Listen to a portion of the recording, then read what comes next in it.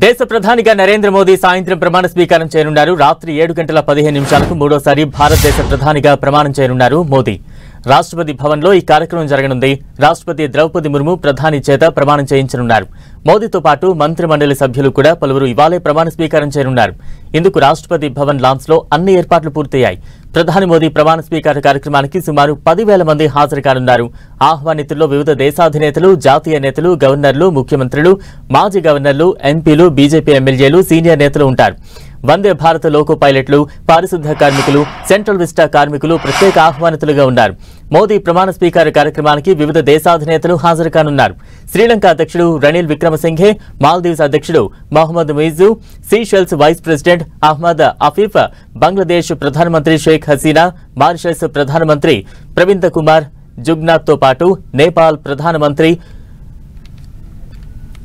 పుష్పకమల్ దహల్ ప్రచండ, భూటాన్ ప్రధాని షెరింగ్ టోబ్గే హాజరవుతారు. ఇప్పటికే ఇందులో పలువురు ఢిల్లీకి చేరుకున్నారు. ఇవాళ మరికొందరు హస్తిన చేరుకునున్నారు. ఇవాళ ప్రధానిగా మోదీ ప్రమాణ స్వీకారం చేయనుండటంతో హస్తినలో హైలైట్ ప్రకటించారు.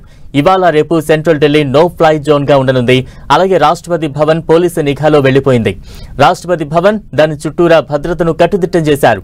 2,500 మంది పోలీసులు సహా 5 కంపెనీల పారామిలిటరీ బలగాలను మోహరించారు. మోదీ ప్రమాణ స్వీకారానికి వివిధ దేశాలకు చెందిన అధినేతలు రానుండటంతో వారు బస చేసే హోటల్స్ వద్ద టైట్ సెక్యూరిటీ ఏర్పాటు చేశారు. లీలా, తాజ్, ఐటీసీ మౌర్య, క్లారిజ్ ఓబ్రాయ్ వంటి హోటళ్లు పోలీసుల రక్షణ వలయంలో ఉన్నాయి. ఇక రాష్ట్రపతి భవన్ లోపల బయట 3 అంచెల భద్రతను ఏర్పాటు చేశారు. మోదీ సహా ఉన్నత స్థాయి వ్యక్తుల రాకపోకల వేళ వేదిక వద్దకు వెళ్లే పలు మార్గాలను మూసివేసే అవకాశాలున్నాయి. ఇవాళ ఉదయం నుంచే ట్రాఫిక్ ను దారి మళ్లించనున్నారు. అలాగే ఢిల్లీ సరిహద్దుల్లో తనిఖీలను తీవ్రతరం చేశారు.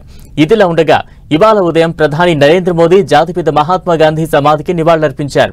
మహాత్మా గాంధీతో పాటు అటల్ బిహారీ వాజ్పేయి, అమరవీరులకు ప్రధాని నివాళులర్పించారు.